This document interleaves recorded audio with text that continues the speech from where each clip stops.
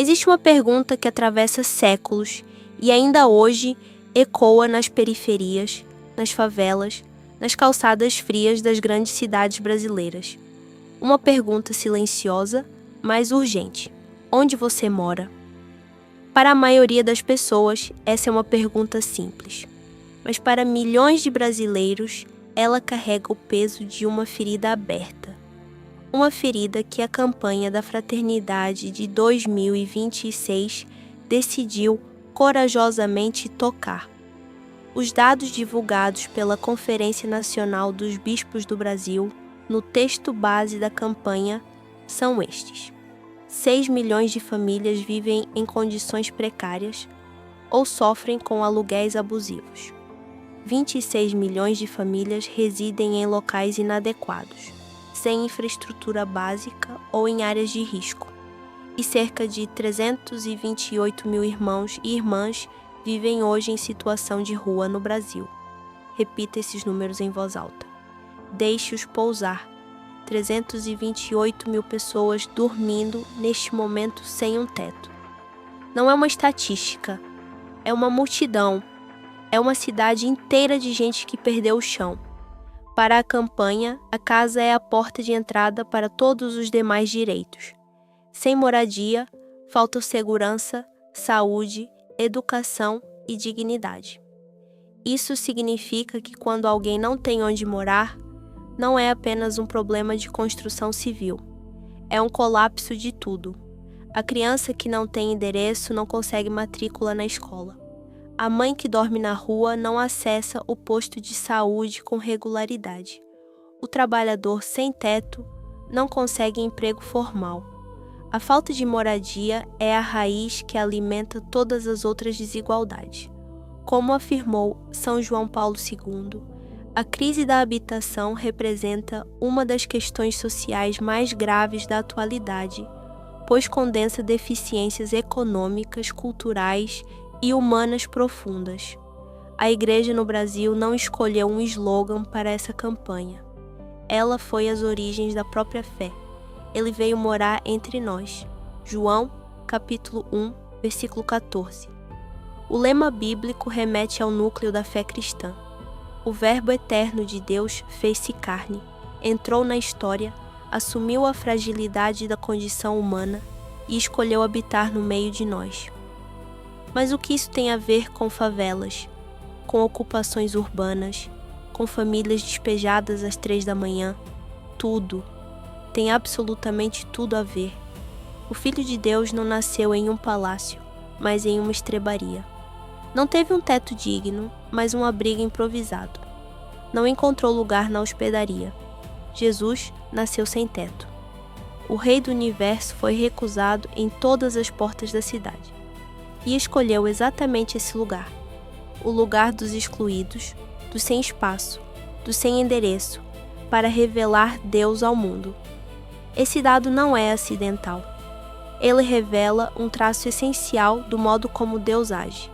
Ele se aproxima dos pobres, identifica-se com os excluídos e faz da fragilidade humana o lugar privilegiado de sua presença. Deus não tem medo da favela. Deus nasceu na favela. No Santuário Nacional de Nossa Senhora Aparecida foi instalado um monumento chamado Cristo Sem Teto, obra do artista canadense Timothy Smalls. A escultura retrata Jesus identificado com as pessoas em situação de rua e simboliza o apelo da campanha à solidariedade e ao compromisso concreto com os mais vulneráveis. Imagine isso. No maior santuário mariano do mundo, no coração espiritual do Brasil, uma escultura de Cristo envolto em cobertores, deitado numa calçada, como quem dorme ao relento. Não é provocação. É teologia em bronze. É a Igreja dizendo em voz alta o que o Evangelho já afirmou há 2000 anos. Aquele homem na calçada, aquela mulher embaixo do viaduto, aquela família acampada na beira da estrada, ali está Cristo. E você o reconhece? A Conferência Nacional dos Bispos do Brasil explicita que a campanha deste ano deseja despertar a consciência sobre o direito à moradia digna como expressão concreta da fé cristã, mostrando que refletir sobre casa, rua, favela, aluguel e periferia é também fazer teologia e pastoral. Isso precisa ser dito claramente. Não existe separação entre fé e realidade social. Não existe espiritualidade autêntica que feche os olhos para quem dorme na sarjeta. A vida conjugal e familiar acontece em lugares concretos.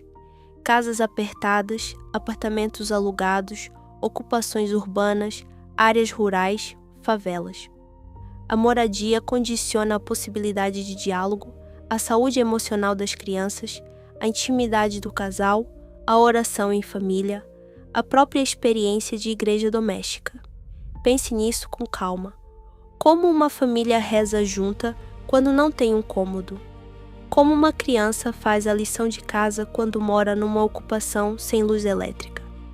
Como um casal constrói a intimidade do amor em um barraco dividido com 8 pessoas?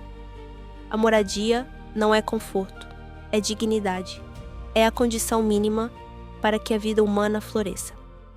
Dom Ricardo Roppers, secretário-geral da Conferência Nacional dos Bispos do Brasil, conclamou autoridades públicas, setor privado, universidades, movimentos sociais e toda a igreja no Brasil a se unirem na promoção da moradia digna com estas palavras: este não é um tema partidário, é um tema humano, civilizatório. E cada família que conquista sua casa experimenta a restauração da dignidade. A pergunta por um teto nasce da fraternidade.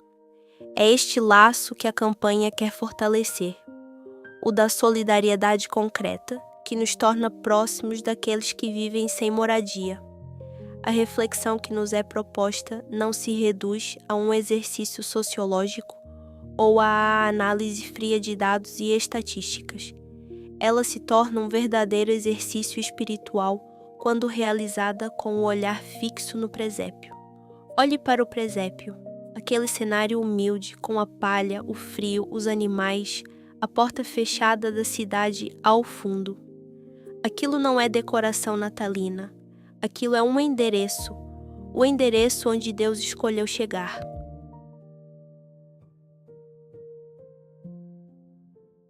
A oração da campanha deste ano diz assim: Deus, nosso Pai, em Jesus, vosso Filho, viestes morar entre nós e nos ensinastes o valor da dignidade humana.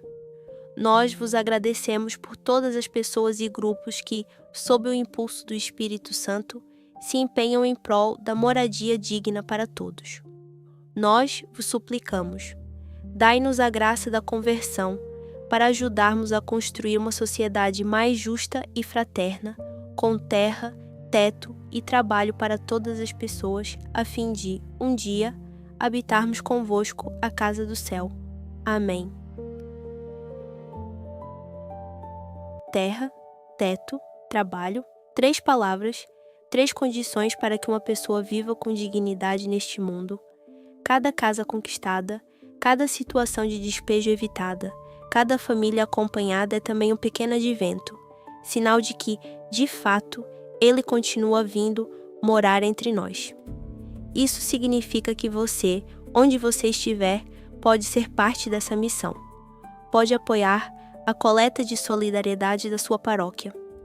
Pode se informar sobre as pastorais da moradia e favelas da sua diocese. Pode olhar com outros olhos para aquele vizinho que mora em situação precária. Pode votar com consciência, cobrar políticas públicas de habitação, denunciar despejos irregulares. Mas, acima de tudo, você pode parar, só por um momento, e fazer a pergunta que esta campanha nos convida a fazer: se Jesus chegasse hoje à minha cidade, ele encontraria um lugar para dormir? A resposta honesta a essa pergunta é o começo de tudo. Que a contemplação do presépio nos conduz a uma conversão mais profunda. Conversão do coração, da sensibilidade e das escolhas pastorais. Conversão que nos comprometa com uma igreja solidária, simples, próxima e misericordiosa, especialmente com os mais pobres, os sem teto e o sem proteção, porque ele veio morar entre nós. E ainda mora em cada rosto sem teto, em cada criança sem endereço, em cada família que espera, com fé pelo dia em que terá um lar. Ele está lá. Você vai reconhecê-lo